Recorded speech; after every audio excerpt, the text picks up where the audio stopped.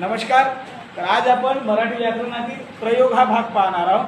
प्रयोग 3 आहेत, कर्तरी, कर्मणी आणि भावे।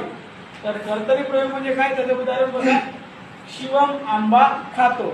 लक्षात ठेवायचं, कर्तरी प्रयोग हा नेहमी वर्तमान काळामध्ये असतो। आहे खातो वर्तमान काळात। दुसरा ओळखण्याचा आहे, कर्त्याच्या लिंग वचन पुरुषाप्रमाणे क्रियापद बदलते। शिवम मुलगा आहे, आता मुलीचे नाव घेतलं आपण शिवानी। शिवानी आंबा खाते, म्हणजे इथं शिवमच्या शिवानी झाला म्हणजे लिंग बदलला, तिकडे खातोच्या खाते होते। दुसरा प्रयोग आपला कर्मणी प्रयोग। उदाहरण बघा, शिवमने आंबा खाल्ला। कर्मणी प्रयोग जे आहे नेहमी भूतकाळात राहते। कोणत्या काळात राहते? भूतकाळामध्ये राहतो। आणि कर्माच्या, हा जो कर्म आहे आंबा, या कर्माच्या लिंग वचन पुरुषाप्रमाणे क्रियापद बदलते।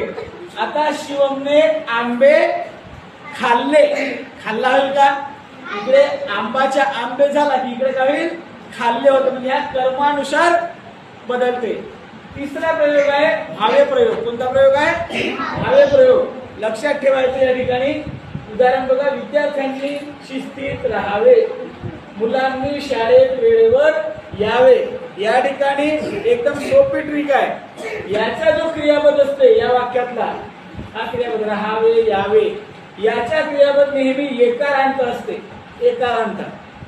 ठीक आहे। त्याचप्रमाणे शेवटी क्रियापद कसं असते? राहावे, जावे, खावे, मडमडते, खडखडते यासारखे क्रियापद असतात। यावर